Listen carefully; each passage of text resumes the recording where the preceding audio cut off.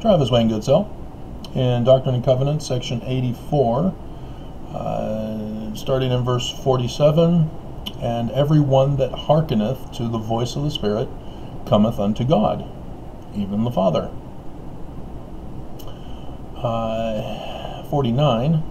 And the whole world lieth in sin, and groaneth under darkness, and under the bondage of sin.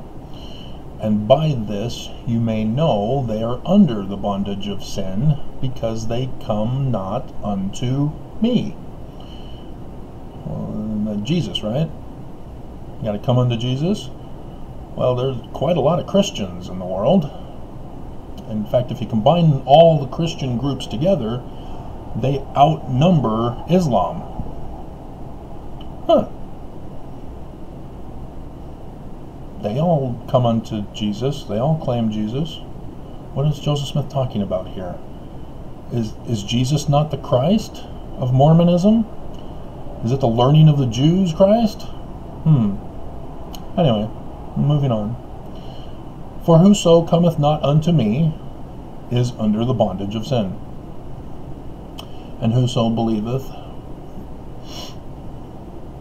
whoso receiveth, that's that, receiveth. I can't say my R's very well, and I have an R in my name. And whoso receiveth not my voice is not acquainted with my voice, and is not of me. By this you may know the righteous from the wicked, and that the whole world groaneth under sin, and darkness even now. And your minds in times past have been darkened because of unbelief. Unbelief in the learning of the Jews Christ, I guess. It's in the Book of Mormon. Isn't that the keystone of our religion? Therefore, the learning of the Jews Christ is the keystone of our religion about the Christ of Mormonism. Right? Am I wrong on this? And because you have treated lightly the things you have received. Now bells are going off in your heads, aren't you? You're remembering President Ezra Taft Benson's talk, saying that we were all under condemnation still. I remember that. I was spreading that. We're still under condemnation. Woo! We've been condemned by the president of the church, which vanity and unbelief have brought the whole church under condemnation. And this condemnation resteth upon the children of Zion, even all. And they shall remain under this condemnation. Why isn't that one highlighted? You only highlighted that one? What's up with that? Until they repent and remember the new covenant, even the Book of Mormon, and the former commandments which I have given them. Oh, you mean the Bible? Not only to say, former, you know, later is, yeah, former is prior to, right? Am I mixing up the definitions here? Or is it Doctrine and Covenants that's supposed to be referred to? The Book of Commandments. Come on. Saturdays are so frustrating. My internet computer security does sweeping checks, but I was supposed to have done them 2 hours ago. But there's always glitches in system processing, which is different from the cyber attacks that I get. Those are distinguishable by certain other things that happen.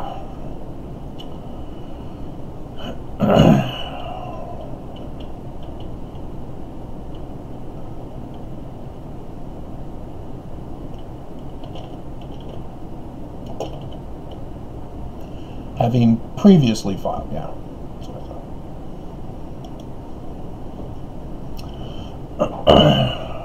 See how I used that to my advantage in the video?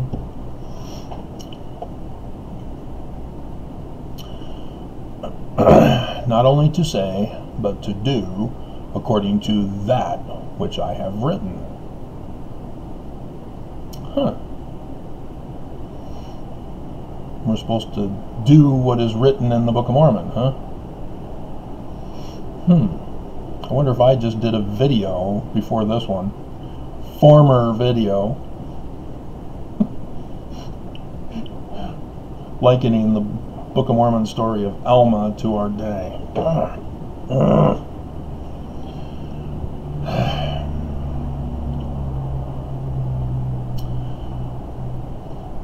That, in verse 58, we're not done yet, that they may bring forth fruit. Oh, we're supposed to plant a garden? Meet for their father's kingdom. Otherwise, there remaineth a scourge and judgment. No, God, judge not, lest ye be judged. To be poured out upon the children of Zion. So that's not the Mormons, right? Mormons are exempt, religious freedom from God.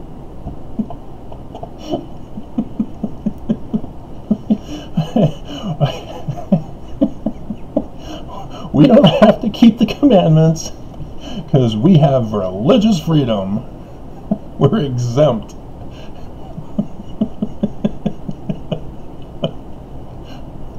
I have to say them when they come to mind, otherwise I'm not going to remember them.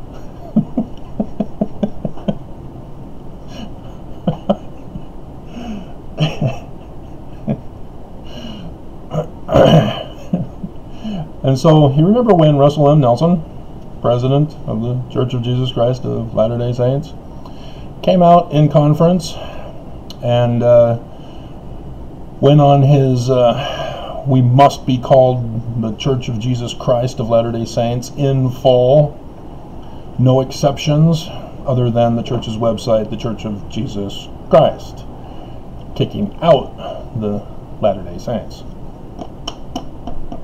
Huh. Do you remember what he said? He said Jesus is angry when people use the nicknames. And of course, all the ex-Mormon world,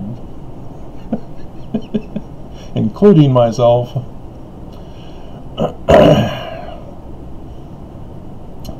made sure to let everybody know Jesus is angry when we use Mormon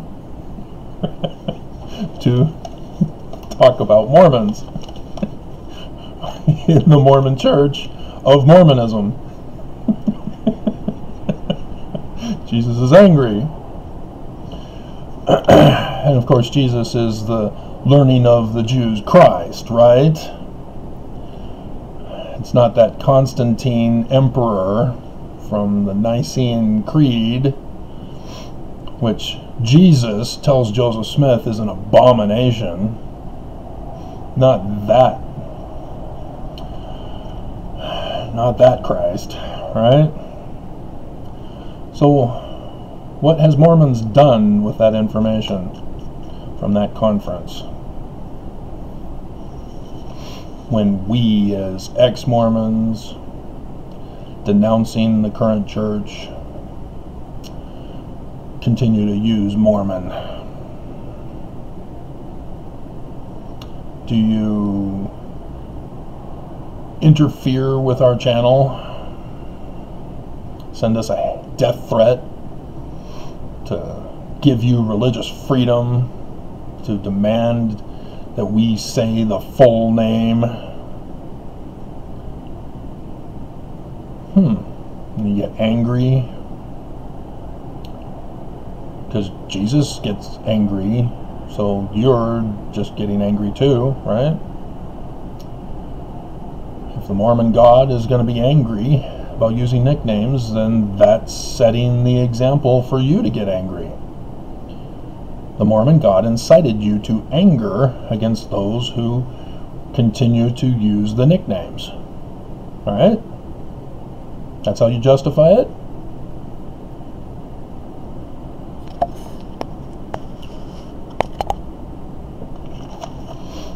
And you see what it happens when the leader of the church is not in real communication with any deity. He's just making stuff up to seek to control. I did the videos exposing that it was for the sole purpose of rigging the algorithm programs on the internet and social media platforms so that the church can tamper with those of us who continue to use the nicknames, so that when you do a type-in search, Mormon, oh, the Church of Jesus Christ of Latter-day Saints, all the way down the feed, after feed, after feed, after feed, after feed, after feed, after feed. Uh-huh. We've seen the fruits now. The garden. We know exactly what he was doing with that. But he gave the excuse that it was all about Jesus. Jesus is angry.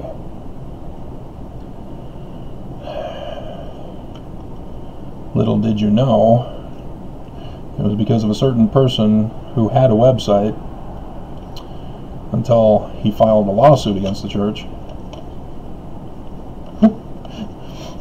who, when you typed in Mormon or the church or any of the nicknames, you see links to his website, and in the picture section, all pictures from his website.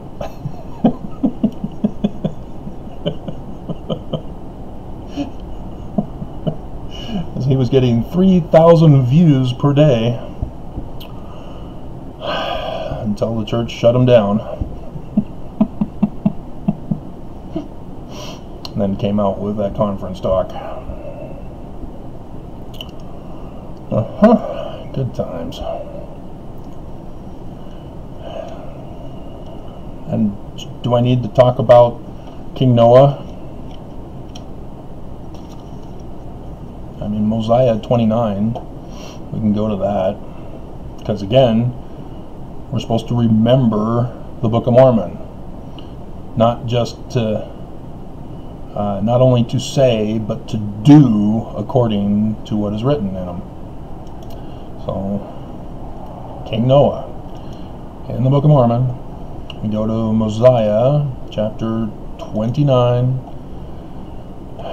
as we get a summary of why King Noah was the bad guy. As we have to scroll down to find... verse 17, because Mosiah is giving up the kingdom for a constitutional republic with judges to make sure that the Constitution is followed. And so, for behold, how much iniquity doth one wicked king cause to be committed, yea, and what great destruction. Yea, remember King Noah, his wickedness and his abominations, and also the wickedness and abominations of his people. Behold, what great destruction in Ukraine did come upon them. And also because of their iniquities, they were brought into bondage in Russia. The Russians were brought into bondage in Russia because they didn't evacuate. They were kept there by their wicked kings in the stake presidencies and the bishoprics. They are responsible. and they failed the Mormons. Now they're trapped there, and they're suffering. And so Ukrainians, dear God, the church pulls out the missionaries, but the stake presidents and the bishoprics refuse to remove at least the women and children and the elderly out of Ukraine in advance of the war, when people were then compelled to leave.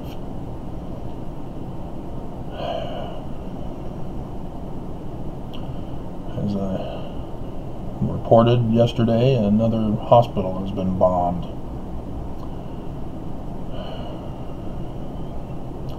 And were it not for the interposition of their but behold, he did deliver them.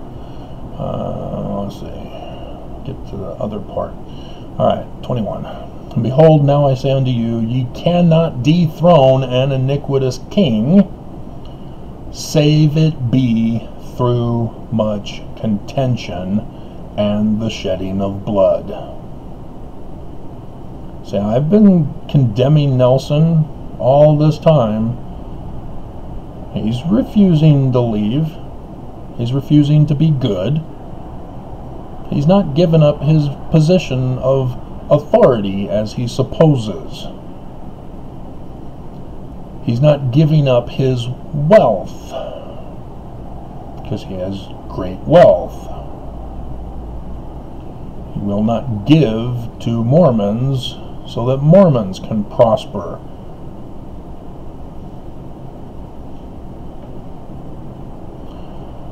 For behold, he has his 12 apostles in iniquity, and he keepeth his guards about him. Yeah, they're armed. Those men in suits that are accompanying the prophets, those are the security guards. They are armed. They will murder you.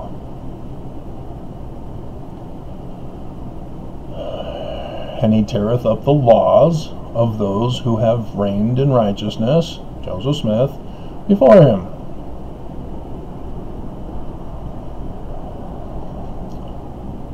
Because it's no longer the Christ of the learning of the Jews, is it?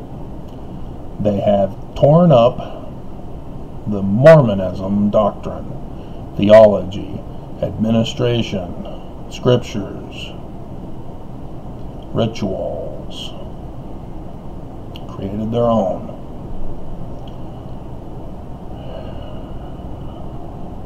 And he trampleth under his feet the commandments of God. Not about a wrathful God who's angry when people use nicknames. There's only one commandment: love. It was an easy question.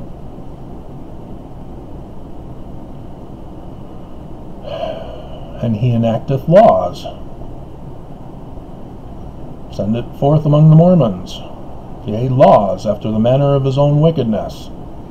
You must call the church of Jesus Christ of Latter-day Saints. No nicknames.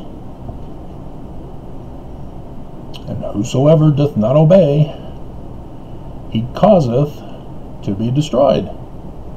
Right, Mormons? He incited you to be his sword of vengeance.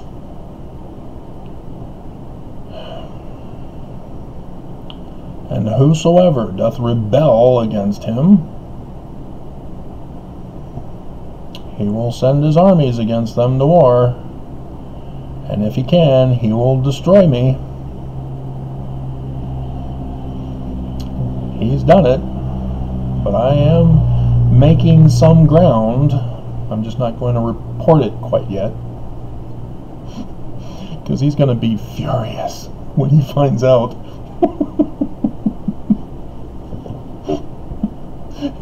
He's worked so hard to assassinate me.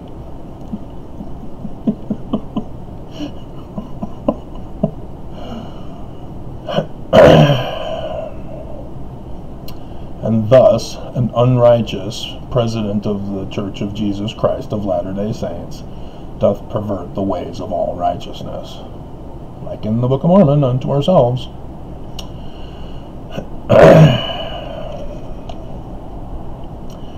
How many of you have caught the clip by Russell M. Nelson about his being a racist?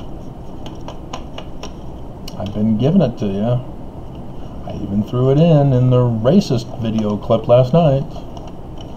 Mormons didn't realize they were once racist. Did you catch it? Did you stay long enough in the video to hear it? Did you watch the other video I did previously? Nelson was an apostle then, giving a talk, BYU devotional, telling Mormons at BYU during a devotional,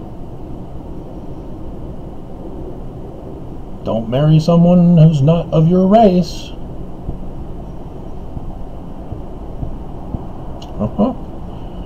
Don't marry for love. Marry someone of your skin color. And she will betray you, and she will torture you to try to get you to leave so that she can claim innocence. And then in the end have to abandon the marriage. Take the kids away. Take the property away. Take your Paleo-Hebrew research and destroy it. When I was up in Canada with her, oh, you were talking about, it was about you.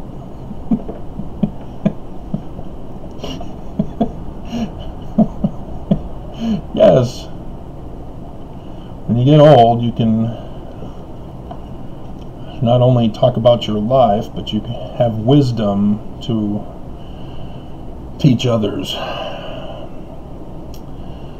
I was not Canadian, but I was married to a Canadian, half Canadian, and so it was still a struggle for me to obtain work. They're kind of nationalistic up in Canada. That was so shocking to me. The Mormons up in Canada also are not only nationalistic against Americans, thinking that we're all dumb because we can't memorize 50 states versus their how many provinces? See, I didn't even remember their provinces.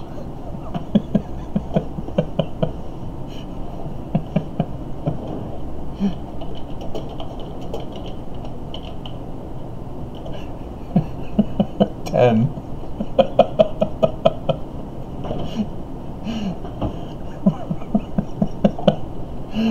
And they always joked about how cleaner the air is up there.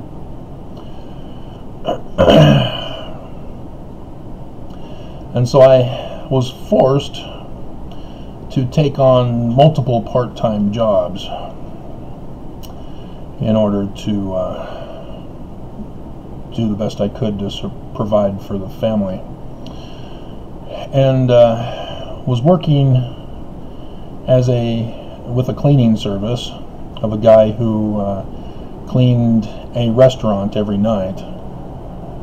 It was a bar, club, restaurant combo.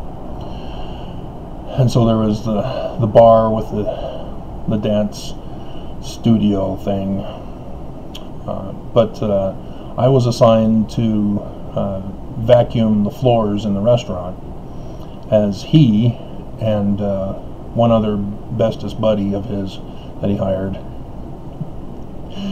did the bar and the dance floor, because oftentimes people would drop their money because they're drunk, and they get to keep whatever fell on the floor. The restaurant owner gave them that permission. And And he also cleaned the kitchen because he was a sexist and said that only men are allowed to clean in the kitchen, whereas women, as he had one woman working for him because he said only women are to clean the bathrooms.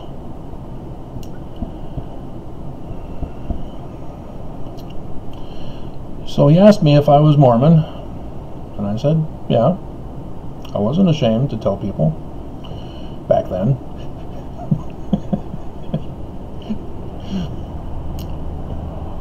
And he said, didn't your prophet Joe Smith, didn't he have dealings with the mob?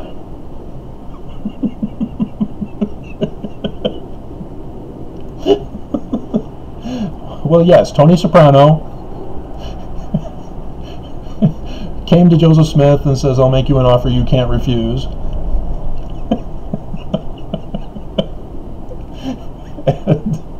And Joseph Smith refused. And so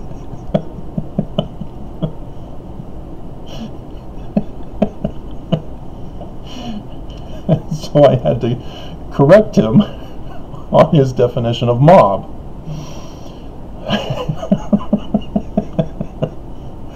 That was before I had done the research, obviously. I was still a young whippersnapper. What is whippersnapper, Grandpa? What are you talking about? Let's find out. We've got Google search. We can find these things out for ourselves.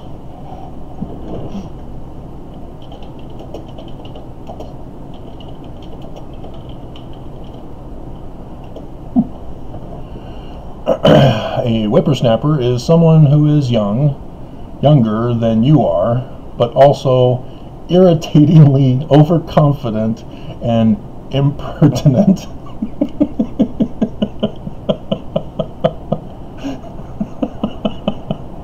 A smart aleck cousin. Awesome. Thanks, Grandpa.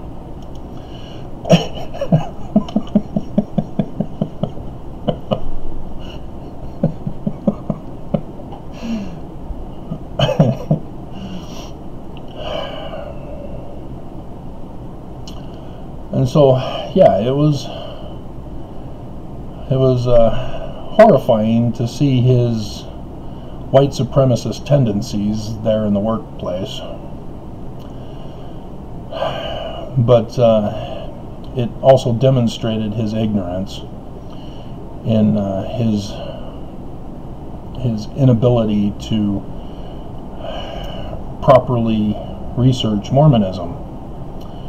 And so for Mormons to follow the bad example as warned about in the Book of Mormon, as the president of the Church of Jesus Christ of Latter-day Saints, is a fraud. But now you can see him for who he really is.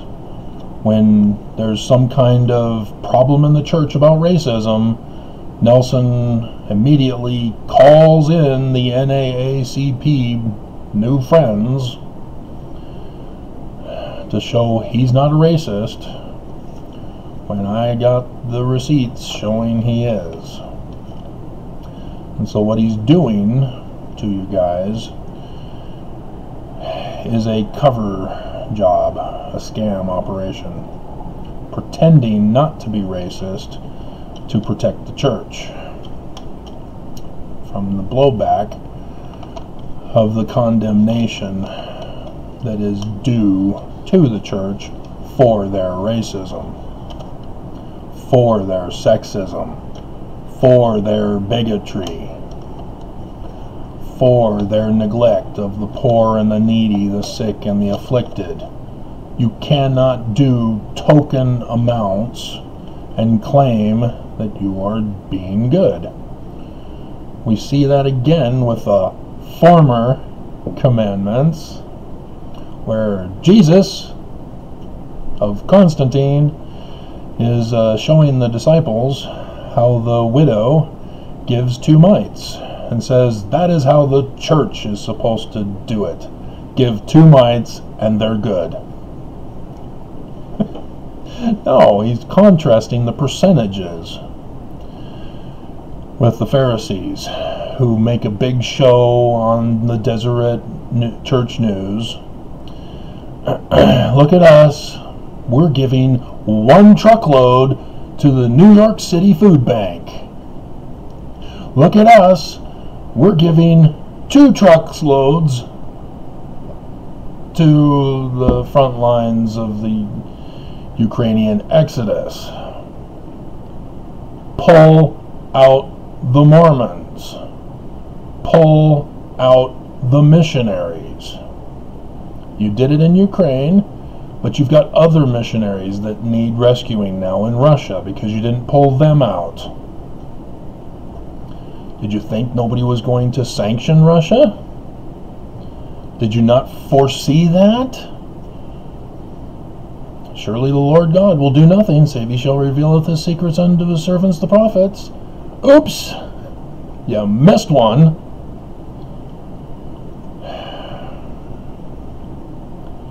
And so, yeah, we're here. The judgments are here.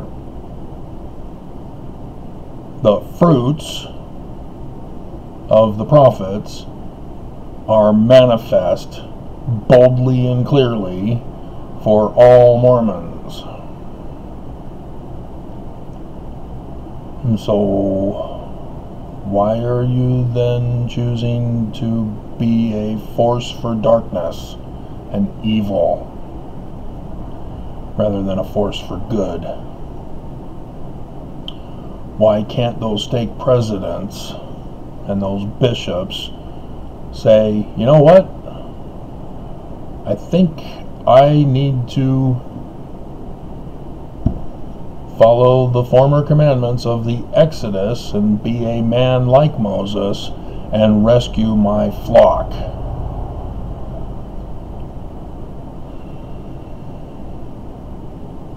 They all failed their flock. They allowed the wolves into the pen, or the fencing, or the barn, or where are they kept? The sheep pen? Isn't it a sheep pen? Sheepfold? Making me Google search this. Why did the screen go black? What's going on?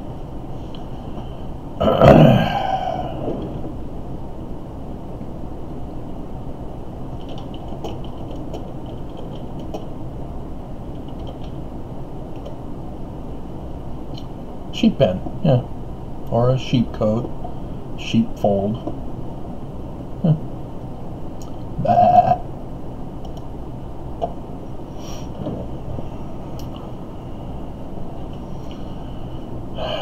That's why there's condemnation, guys. You're still under condemnation. I haven't heard any president of this church say that you're out of condemnation now. Good job. Don't get mad at me. I'm trying to get you out of condemnation and save your lives, but you won't let me. You're still trusting in the Lord for polygamy. And I warned you, it's not going to be for you. It's for the leaders, the prophets. You get to be the worker drone in the beehive to take care of the queen bee.